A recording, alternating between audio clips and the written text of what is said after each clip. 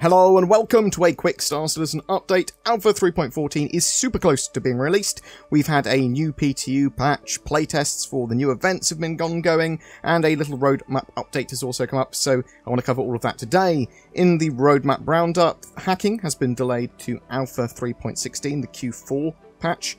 Development on hacking is continuing to make good progress though. After a round of internal feedback, they've made the decision to spend some additional time on this feature in order to release it in a more polished state.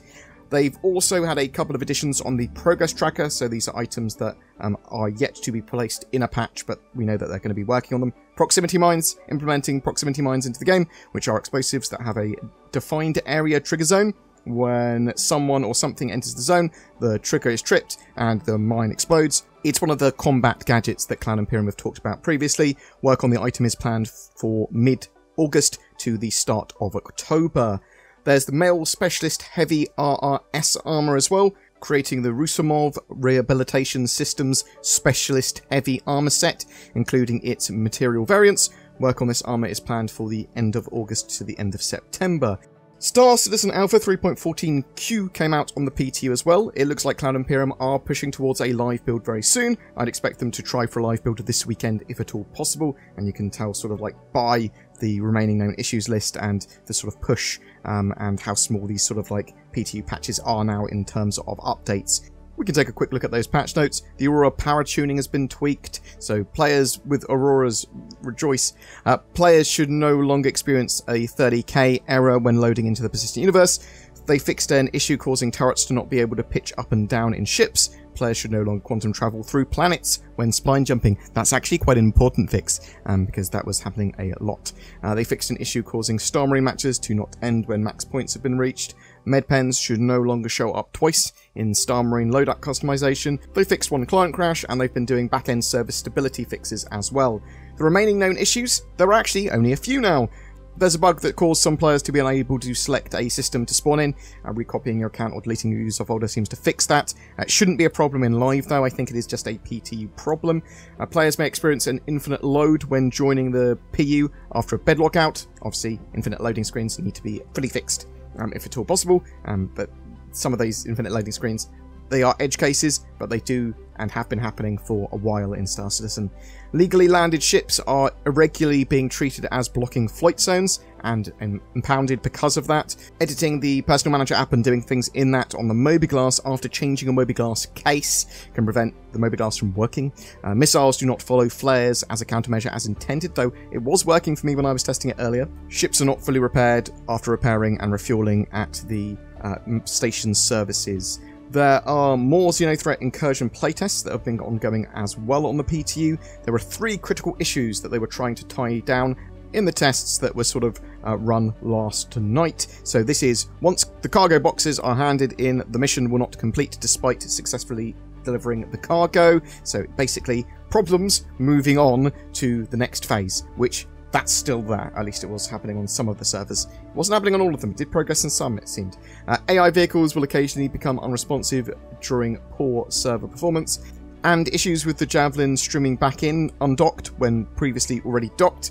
And some weird issues there. So, yeah. There certainly were some issues with it not moving on to the next phase in some of the servers tests. Both with the Xenothreat playtests and more generally this latest PTU, there are still problems with desync. That's been an ongoing issue, especially during this patch cycle, or PTU cycle. They do appear to be trying to get something in place that will minimize that for live, so let's hope that desync is just minimized. I don't think they're going to be able to totally get rid of it until they have a greater networking overhaul, but let's hope. Cloud Imperium have said they're going to do a lot more balance later, so after 3.14 live there's going to be a lot more balancing going on, I assume with different variants of systems, because they have sort of like skipped a load of balance for a lot of stuff, just going, well, we'll just standardize it, bam, get it out, is what it looks like, so I'll have to wait and see exactly what happens with that. You can expect that when 3.14 goes live, there will be some ship sales. The Constellation Taurus for sure, because that's the new ship there. If there's anything secret and unexpected, ooh, that as well. But there are so many fighter changes and events where fighters, multi-crew and combat ships are going to be mega useful, that it makes it very likely that there may be a combat ship sale or sales throughout 3.14's launch and its general cycle.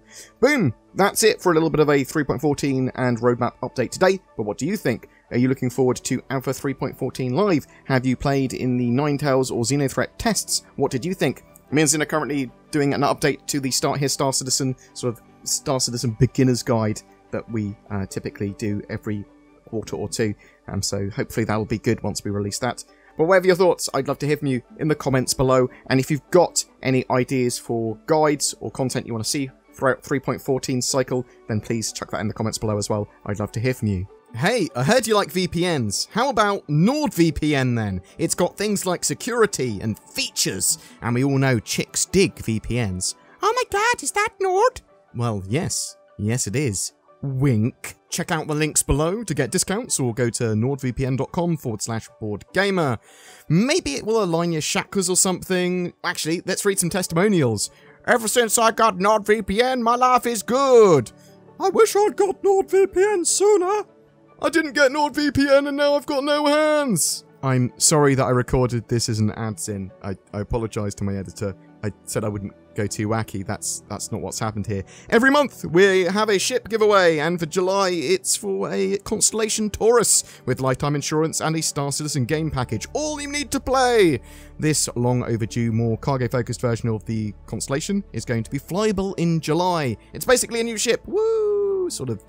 To be in for a chance of winning that, comment on any of my videos made during July, and each video gives you another chance to win, but only one comment is counted per video. More details down below. Please also consider supporting the channel further via the YouTube join button, or via Patreon, or donation, or whatever. It all helps us make Star Citizen content. Great Star Citizen content, hopefully, or at least some Star Citizen content. Also, you should bother the bell and like and subscribe and all that sort of jazz as well. Thanks for watching.